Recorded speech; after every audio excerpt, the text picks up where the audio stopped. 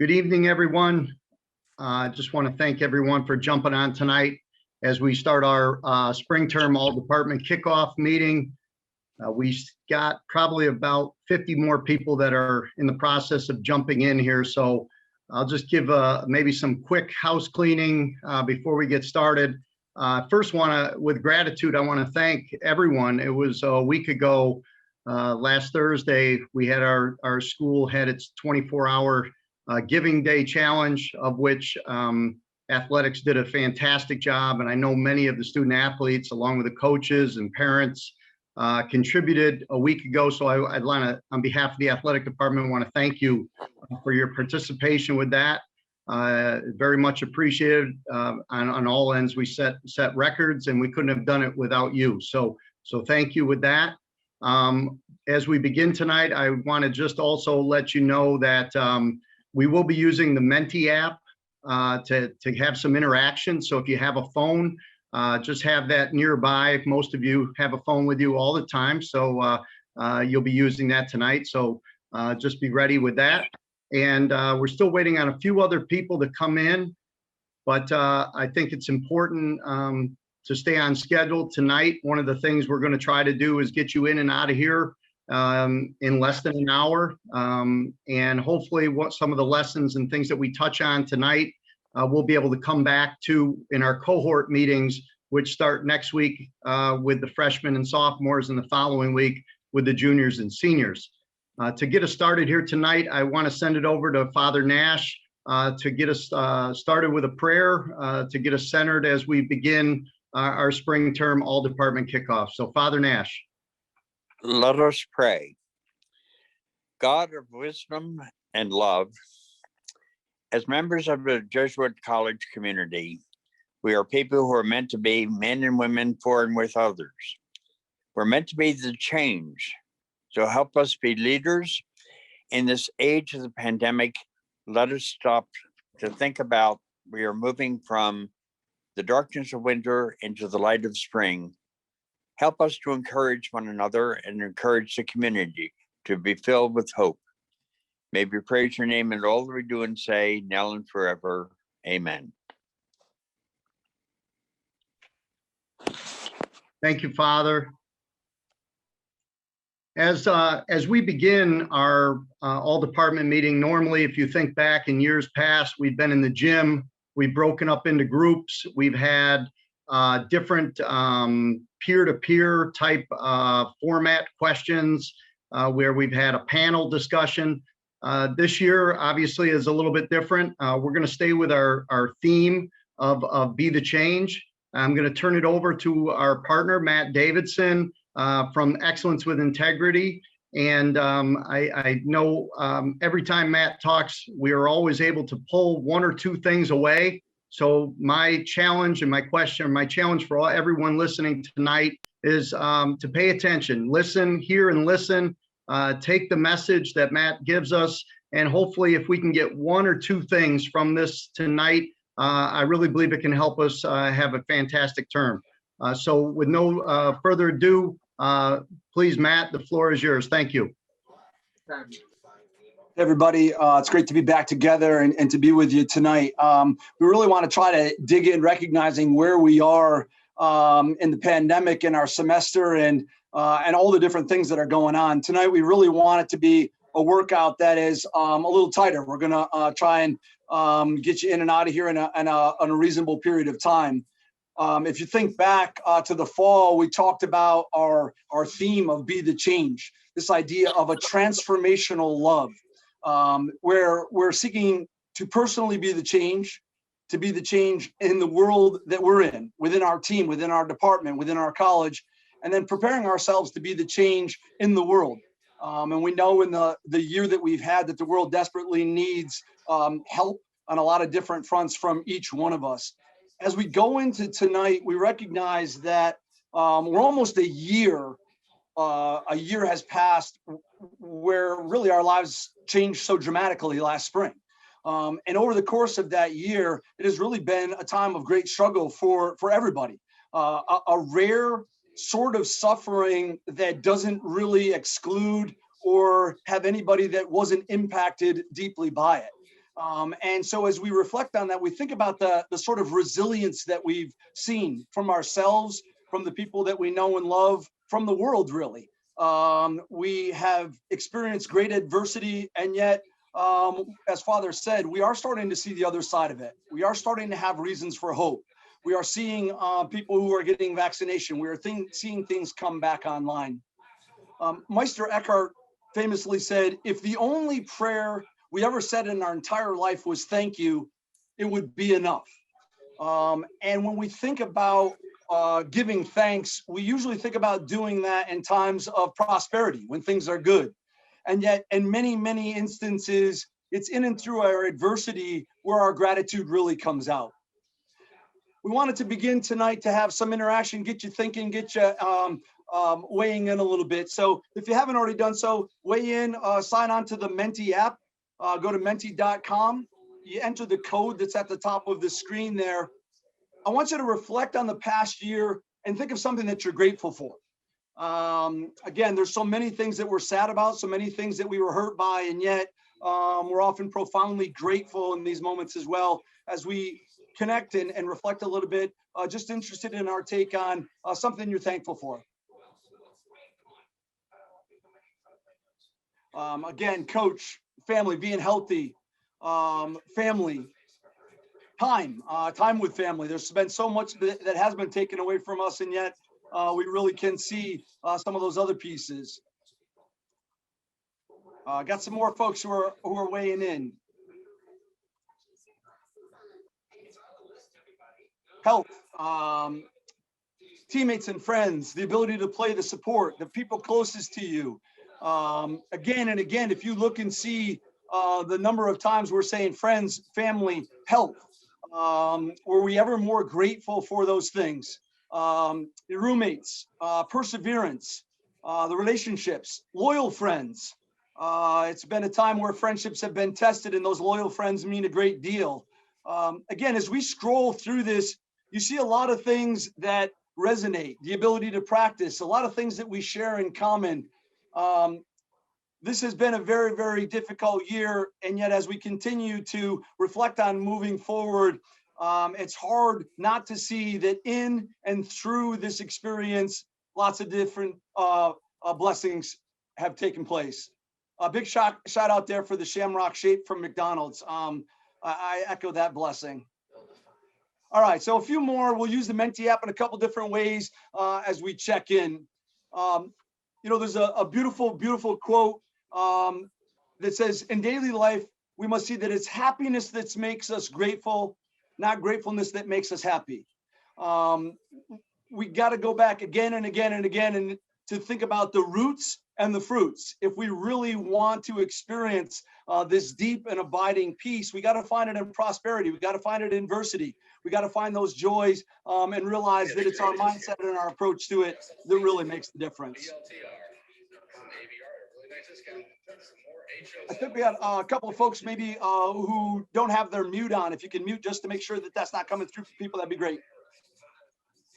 All right, as we dig into our theme, tonight, yeah, thanks for that. Tonight, what we really want to do is take three different ways to really think about what this idea of be the change means and how we can uniquely look at it in March of 2021 as we start to really turn the corner on the spring.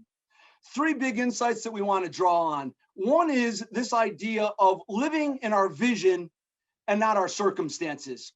I'm going to share a video here from then head coach Chuck Pagano. This was during his time when he was head coach at the Indianapolis Colts. And during this time period, he was really struggling. He had been away from the team and had recently found out that he had cancer.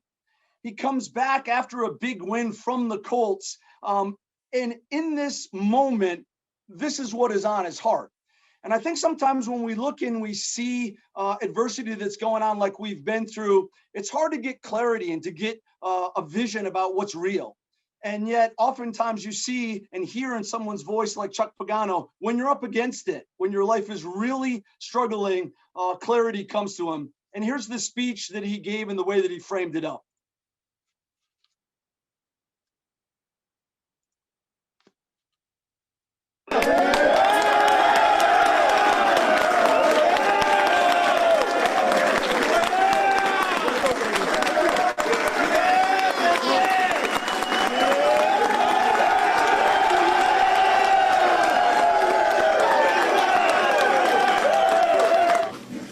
I mentioned before the game that you guys were living in a vision and you weren't living in circumstances.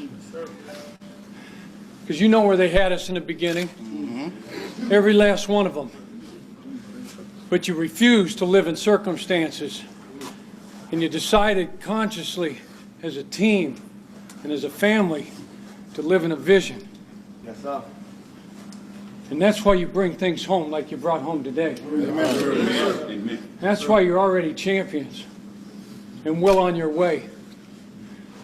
I got circumstances. You guys understand it. I understand it. It's already beat. Amen. It's already beat.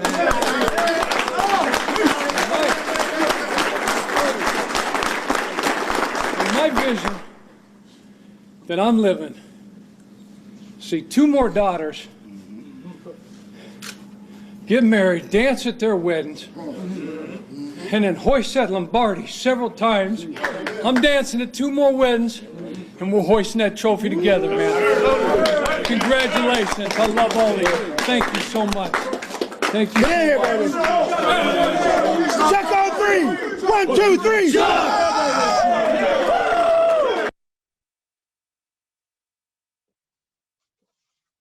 What's a challenge that we've been experiencing with this pandemic is this sense that we don't know what the obstacle is. We don't know who we're fighting. We don't know what the opponent is. We don't know what the scoreboard looks like. And on any given day, I think for each of us and for all of us, we end up living in our circumstances. And really, you can see in Coach Pagano's voice, the clarity that he's got about what matters, the clarity that he's got matter about what's the opponent, what does he want to achieve, what does he have to overcome? And the way he crystallizes that, refuse to live in circumstances, decide consciously as a team and as a family to live in our vision. That's probably a really good, deep, and different articulation of what we mean by be the change. Each one of us can decide to be the change by living in the vision. What do we want to achieve? What are the goals that we've got? What are we going to do on the other side? Rather than what we can't do, the ways in which the circumstances are frustrating, are tiring, are demoralizing. When we refuse to live in our circumstances for our teammates, when we keep putting that vision back out there for one another, we inspire each other, we push each other forward versus bringing each other down. So when we think about being the change, what we're really talking about is living in our vision, not our circumstances. I had a beautiful chance at the beginning of this month to meet with each coach, talking over the team culture data that you guys gave from this fall. And no 2 teams in our athletic department are the same. And the beautiful thing about it is, even in a pandemic year, you can see teams saying, here's what I think we're strong at. Here's what the things are that we can do better at. Not in spite of, maybe even because of a pandemic, we realize this is what our vision is. This is why it matters. This is how it's getting tested. To be nationally premier, to have an entire athletic department that is premier, to do it in the Jesuit tradition is the vision. That is not altered by our circumstances about who can play, who cannot play, and the kinds of things that we've dealt with this year. Sure, we get brought down by them, we get challenged by them, we get demoralized by them. But it's time again to go back to our vision. Martin Luther King said, the time is always right to do what is right. One way to say that is, the time is always right to lead and live in your vision. No more important than now for us to really think about being premier, being a team, being a family, doing these things at the highest level. Second big point that I want to make as we think about going and digging in on our vision, in order for us to go from our current state to our desired state, it requires that we discern and do what's important now. This is a beautiful acronym. In the fall, we talked about the idea of winning the weight. One way that people have articulated the idea of win is the most successful people are able to discern and do what's important now. Discern and do. The idea of a discernment is a very Ignatian idea. St. Ignatius really was, his contribution to the spiritual life was the ability to discern. The idea that there are good spirits within inside us and there are bad spirits, that we have to sort through them to find out what the right thing. And many, many times it's not easy to know what exactly is the right thing to do.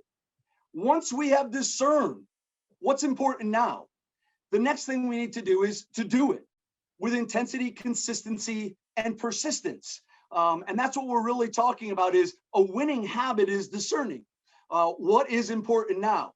Now, it may not be what you like, right? Albert Gray famously said, one of my favorite quotes, he said, successful people have formed the habit of doing things that failures don't like to do. Many people discern what's important now. What can I uniquely do to live our vision and to reach my highest goals? It might be around nutrition. It might be around study habits. It might be around strength and conditioning. It might be around working on an area of interpersonal weakness. Knowing what that is and doing it are two separate things. This pandemic has given us plenty of time to work on things that we don't like doing. And I know that very intimately and very personally. There are a lot of things that I should do that are important that I'm letting slide. What we're really trying to do is we come back and say, what's important now? If you're a senior, that answer may be different than if you're a sophomore, than if you're a freshman, if you're coming off an injury. Discerning prayerfully what's important now is the first step. And then second, forming the habit of doing the things that we don't want to do. This idea of discerning and doing what's important now is partly spiritual. It's also part of the best sports psychology, the most contemporary stuff that's out there. This beautiful, rich, thoughtful, relevant, modern book about the elasticity of human performance.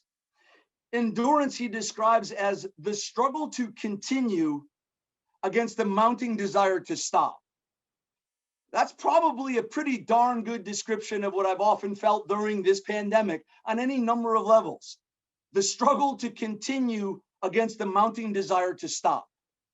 We know from a lot of student athletes, from your own surveys this fall, one thing that student athletes are talking about is the struggle to keep being motivated, to wonder if it's worth it.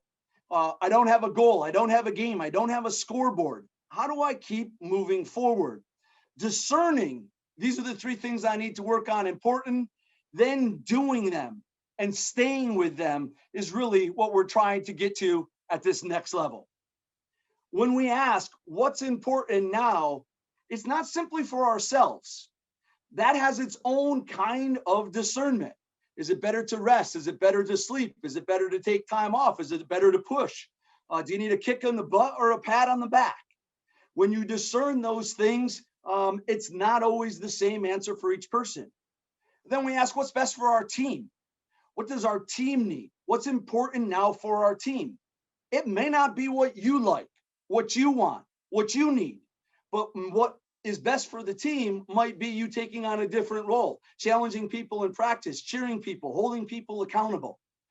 We saw from any number of teams in your data where we asked you, think about the people on this team, how well do we do these things? Many, many student athletes at Moyne and elsewhere saying, one thing that's important that I struggle to do is holding other people accountable, having hard conversations, challenging people. If you ask what's important now, it may be digging in, having some of those hard conversations now, so that when it's time to play, you got that in the bank, you're ready to go. If you don't do what's important now, and then all of a sudden you project ahead to we're playing, then all of a sudden you say, look, we're trying to get in game shape, put in our offense and defense, and we still haven't worked on some of those other pieces. And then finally, what's important for our department? We know whether we like it or not, we have some teams playing, some teams not, some teams off season, so there's a whole bunch of things going on, but what impacts one team impacts all teams. One player choosing to do something that's unsafe, unhealthy, can jeopardize an entire team and an entire department. And that's where we really have to look and continuously say in a selfless way, what's important now? Again, Martin Luther King had these beautiful, deep, thoughtful human insights. This was one where he said, all of life is interrelated. We're in an inescapable network of mutuality. tied to a single garment of destiny. Whatever affects one affects all. That's what we're really talking about when we say what's important now for our department and for our team. A garment of destiny, mutuality, that what one team does impacts all. One student athlete, embarrassing themselves embarrasses the department on campus. We know, we've talked about this before. Athletes are held to a higher standard on campus. Is that fair? Is it right? Not necessarily, right? We'd want it to be different. But the other way to look at it is one athlete setting the bar high, living the example right, reflects well on all of us. All right, so if we live in our vision, not our circumstances, if we discern and then do what's important now, the third piece is that we have to think about the creation of intentional, repeated, consistent habits. That's what leads to transformation. When we think about transformational love, when we think about change, what we're often thinking about is willpower. I must change me. I must change my team. I've got to try. I've got to will it. I've got to give it all I've got. And really, what the research shows is that it's habits, intentional habits that really lead to that change. I'm going to share a little clip here from James Clear's work on atomic habits. He's really drawing upon a very deep philosophical base, which is often part of a Jesuit education. Aristotle said, we are what we repeatedly do. Excellence then is not an act, but a habit. It's what we repeatedly do. This video is very rich. It's very thought-provoking. It's got a lot of gold nuggets in it. What I want you to do is when we get done, I'm going to ask you to weigh in on the Mentimeter. What sticky phrases, ideas, insights resonated with you? All right, so as you're watching it, there are lots of different insights that he gives.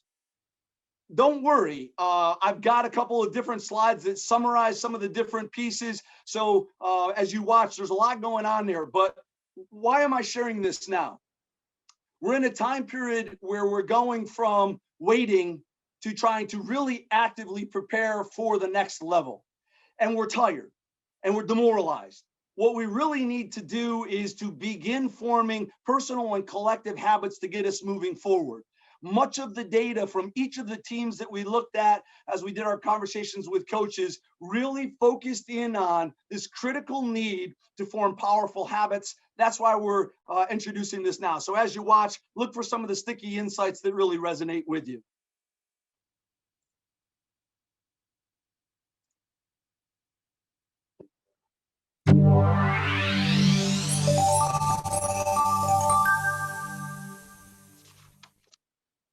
One way to think about it is just kind of basic math. Like if you just look at the numbers, if you were able to improve by 1% each day for an entire year, and those gains compound, you would end up 37 times better at the end of the year.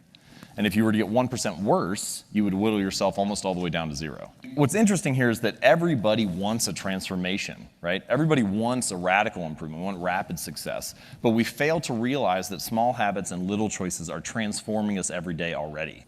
For the rest of this talk, there are 4 stages of habit formation. I'm going to take you through each of those 4. So the 4 stages are noticing, wanting, doing, and liking. Noticing, wanting, doing, and liking. One of my favorite things about noticing, one of my favorite strategies for discussing it, is called implementation intentions. Many people think that they lack motivation when what they really lack is clarity. They think that they need to get more motivated, that they need willpower in order to execute on a habit. If I just felt like writing, if I just felt like meditating, if I felt like working out, then I would do it. But in fact, they don't have a plan for it, and so they wake up each day thinking, I wonder if I'll feel motivated to write today. I wonder if I'll feel motivated to work out today. But instead, you can take the decision-making out of it by explicitly stating when, where, and how you want to implement the habit. It sounds easy to say, let's just start a plan, let's write down exactly what you should do, and then maybe you'll follow through on it. But of course, we all know that there are challenges that arise. It's not quite that easy.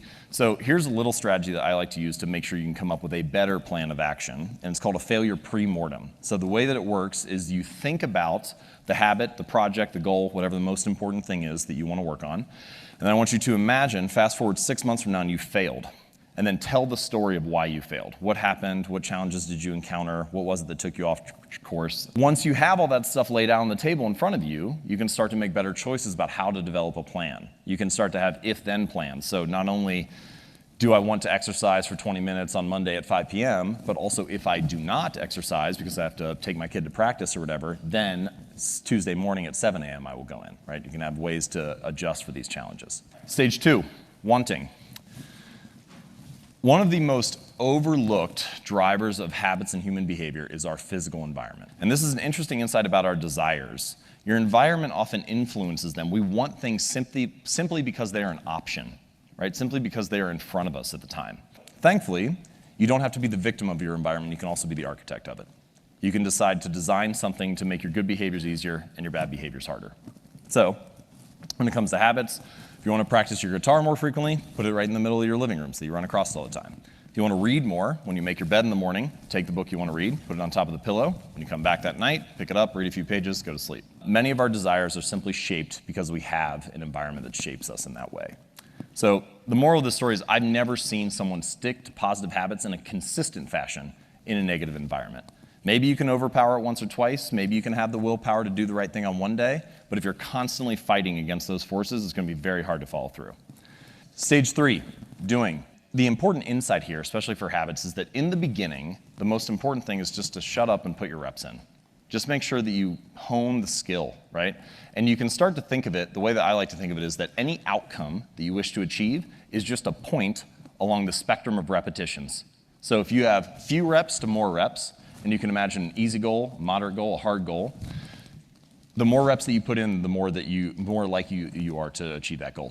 Now, what I like to say is you should optimize for the starting line, not the finish line. Right? So often when we think about habits, goals, routines, achievements, it's all about the milestone. We think about how much weight we want to lose, how much money we want to earn, how many subscribers we want to have. It's all fixed on the finish line. But instead, if you can optimize for the starting line and make it as easy as possible to get started and get your reps in, often the outcomes just come as a natural result. Okay, stage 4, liking. The only reason that we repeat behaviors is because we enjoy them, because we like the reward. If we don't enjoy the experience along the way, we're unlikely to stick with it.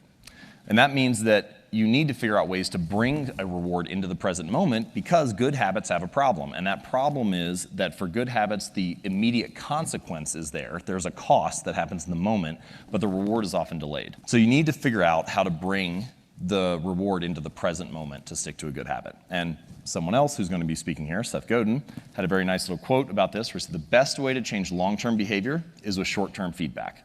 And one way to think about that is that long-term behaviors, sticking with writing for years on end or going to the gym and so on, they have those delayed consequences. So you need a way to enjoy it in the moment. So here's what I think you should do. Get a wall calendar where you can see every day of the year mapped out on it. And then any day that you do your task of writing jokes for 15 minutes, I want you to just put an X on that day. And you'll have a couple false starts here and there, but at some point you're going to get a little bit of a chain going, right? You get 4, 5, 6, 7, 8 days in a row. And at that point, your only goal becomes to don't break the chain. Doesn't matter how good or how bad the jokes are, doesn't matter if it makes it into your material, just don't break the chain. What's interesting about this is that by measuring your progress, you get an immediate reward in the moment, right? The reward of like having a great stand-up routine 40 days from now or 40 weeks from now or whatever, is not, it's so delayed that you need something in the moment that makes you feel good. So if you do those 15 minutes, you can cross that off. That's a way to get an immediate hit, a little bit of a reward by tracking it. We often fear that in order to achieve something new, to become someone new, we have to abandon everything that we are. But in fact, that's not how it works. Change can happen plank by plank, board by board, habit by habit. And gradually, you can become someone new. With consistency and repetition, you can actually change not only your results, but actually your identity. Is because the more evidence that we have for a belief, the more likely we are to believe it. So if you go to church every Sunday for 20 years, you believe that you are religious. If you study Spanish every Thursday night for 20 minutes, you believe that you are studious. The actions that you take provide evidence for who you are. And it's not that habits matter more necessarily on an individual basis. Each moment in life matters, but what ends up happening is that over the broad span of time, things that you do once or twice fade away, and things that you do time after time, day after day, week after week, accumulate the bulk of the evidence for what you believe about yourself. And so every action that you take is actually a vote for the type of person that you want to become. If you want to become someone new, then you can take a new action and begin to accumulate evidence for that identity, for that belief about yourself. And that the more votes that you cast, the more likely you are to win the election. You don't need to be unanimous. You don't have to be perfect all the time. You just need to have the body of work. So true change is actually not behavior change. It's not results change. It's not process change. It's identity change. The goal is not to read a book. It's to become a reader. The goal is not to write a book or write an article. It's to become a writer. The goal is not to run a marathon. It's to become a runner, to become a type of person, to develop an identity. And the way to being something or becoming someone is through doing something. So every time you sit down to write, every time you practice that habit, you are being a writer. Every time you play a sport, you're being an athlete. Every time you practice painting or music or whatever, you're being an artist. And habits are not only the method through which we achieve external measures of success, like losing weight or earning more money or meditating and reducing stress. They are also the path through which we achieve internal change and actually become someone new. They're the path through which we forge the identity that we have, the deepest beliefs we have about ourselves, our sense of self. And so if you can change your habits, you can change your life. Thank you. Okay. As I said, this is a very rich, thoughtful clip with a lot of different layers to it. Why don't you just add in there, you can put a couple, some insights, a strategy, what resonated with you. Change your habits, change your life. You can't succeed in a negative environment. 1% better every day. Optimize for the starting line. Really, really good ones. Yeah, have the plan. Don't do the thing, become it. The most overlooked habit driver is our physical environment. Don't break the chain. Start a chain, cross it off. The next goal is not to break. Optimize for the starting line. Give yourself votes. Each of your actions is a vote for yourself. When you look at these sticky insights that he's giving us, the reason that we're talking about these tonight is because what we're seeing in the data from you all, what we're seeing at this time period that we're in, is a need for these deep habits. More reps equals more success. At one point, he actually says early on, what you need to do is shut up and put in your reps, right? As people continue to log in there, here's a few, I sort of summarized some of these. And again, we'll share these back out. You'll discuss them in the cohort meetings a little bit more. Why are we sharing this now? Because it's not simply about willpower. It's not us individually and willing ourselves to begin turning it back on. What we're really trying to do is to change our individual and collective habits because we are what we repeatedly do. Here's the quick summary, right? So we talked about these 4 stages of habit formation: noticing, wanting, doing, liking. This idea that we're looking to feel motivated. How many times have we talked about this idea where you sit there and you go, I hope that I'm going to feel like doing my homework tonight. I hope I'm going to feel like going for a run. It's motions learning in the sense that once you get out there and you start running, you start feeling better, right? So these ideas of noticing, putting the plan in place. If I don't run at 5 a.m., I'm running tomorrow at 7 p.m. This idea of willpower versus way power. The physical environment speaks to way power. There are people who want to run in the morning who sleep in their running clothes so that they're ready to go as soon as they hit the ground and good to go. He talked about literally people who he's never seen anybody succeed in a disorganized environment. Don't be the victim, be the architect. Doing. At some point, we simply have to shut up and put in our reps. Now, here's the challenge with habits. You can get sloppy habits. I will tell you from the data that we looked at within our teams, we will see teams who haven't won or achieved a great deal, who think they're working very hard, who say, yeah, we work hard, we put in our reps. And then we will see championship caliber teams who often say to us, look, I think we could do it better. What's the point? It's not simply doing them, it's doing them our way. It's getting a standard for that rep and then doing it again and again and again. What we're really talking about here is whether you're playing next week, next month, or next fall, how do we begin to form these habits? How do we begin to make sure that these are things that we're doing every single day? This is a graphic that really describes what we're trying to do in our work at Moyne and elsewhere in athletics. We're looking for optimal performance from you individually and collectively. We're looking for the highest level of excellence that you can achieve with integrity. Magis, excellence with integrity. It's balanced. We don't lie, cheat, and steal. We also have a sense of balance about the way we do it. Our character is our individual habits. Individual habits are an important piece of what we want to be forming. But culture is our collective habits. And culture shapes or corrupts our individual habits.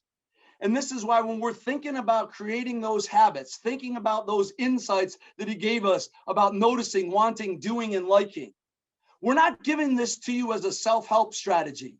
That's fine if you want to use it this way. What we're talking about is teams beginning to notice, want, do, and like. Teams beginning to set collective habits. Now, who sets the culture? Leaders. It's leaders who shape the culture.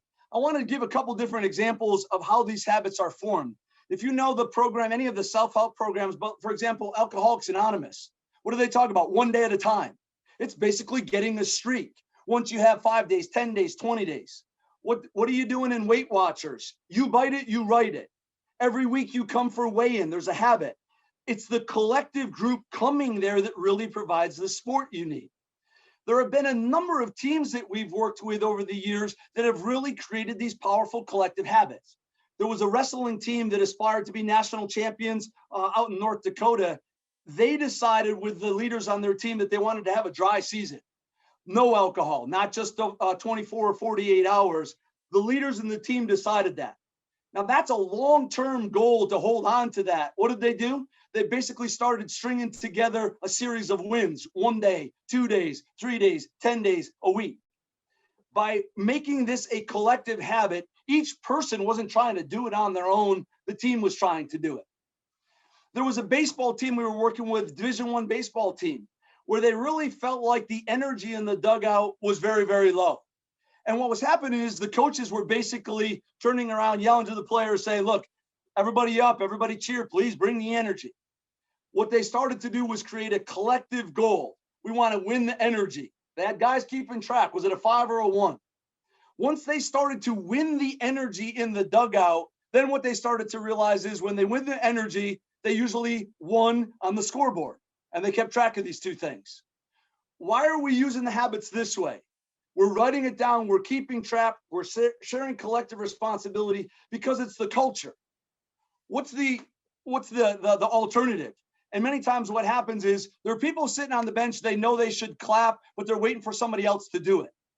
There are people on the team. We know we should work out harder. We know we should get going, but they're waiting for somebody else to do it. When we're talking about the creation of these habits, they're individual and collective. And what we're really trying to do is notice as a team, desire as a team, start putting our reps as a team, and then all of a sudden repeating the behaviors and measuring those rewards, process versus outcome. So as we really think about being the change, we're coming back and we're going, who's going to be the leader that says we got to have a new expectation on this team? Who's going to form the habit that we start to count? The other example I wanted to use was a business team created some intensity zone. They reactively realized, look, when things are slow, everybody's relaxing. Then all of a sudden it starts to get really busy in here and we're not ready for it. They literally put signs, yellow, green, red, so that the entire team started to realize, hey, we're switching gears. When we're talking about being the change, digging in, discerning, and then doing what's important, the insights on these habits are part of what we need to be able to do. All right, 3 big pieces that we tried to unpack tonight. 1, live our vision, not our circumstances. This pandemic is going to pass. We still have the desire to be nationally premier department in the Jesuit tradition. That hasn't changed. Now, maybe we've gotten drawn down, pulled down by our circumstances, but we want to get ourselves back up there again. Maybe you personally have been confined to the circumstances. You're questioning whether you really want to work anymore, whether you really want to discipline yourself, whether you really want to put in the reps.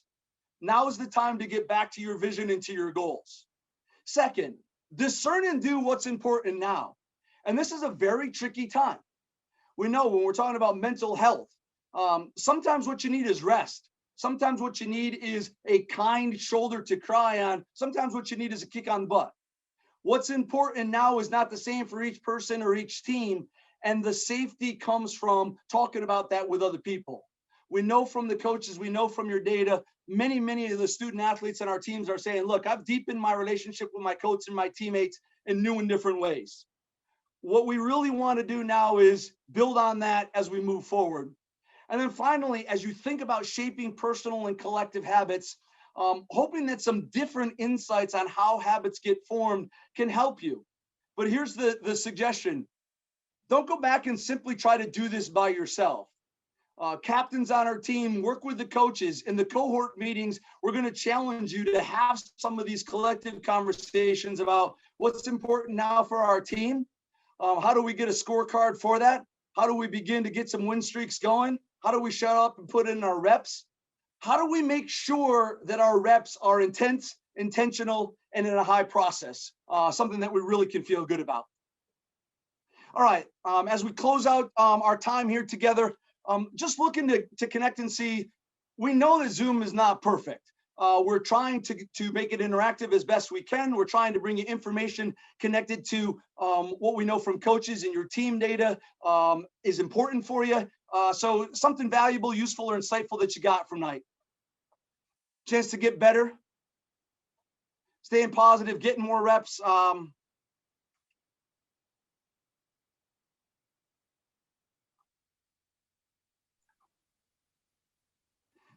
Yeah, as people continue to share in here a little bit, I'll kick it over a little bit to Coach Evans. I do really appreciate you guys. I do appreciate you coming in, dialed in, ready to go.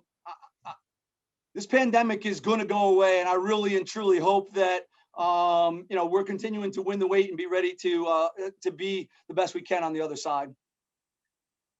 I think I speak on behalf of everyone listening tonight. I challenged everyone as we began, if you can get one thing out of this, and as I look through, live the vision, that's definitely something that we're going to stay true to. I know we have a lot of teams that are excited about the potential to have a season here in front of us. And, I just think with everyone rowing in the same direction here, we're off to a good start here this spring. I want to thank Matt Davidson for his time tonight. I want to thank everyone for jumping on this all department kickoff. And I look forward to our cohort meetings coming up next week. Starting with our freshmen on Tuesday, sophomores next Thursday, and then the following week on Monday, the juniors, and I think it's March 10th will be the seniors. So we're going to get right into our cohorts, and then it's going to be back to your teams and your coaches to continue pushing our culture forward. So with that being said, we stayed right true to time here tonight. Best of luck with everything going on in your lives. And thank you for tuning in here. And thanks again, Matt Davidson. Thank you, Matt.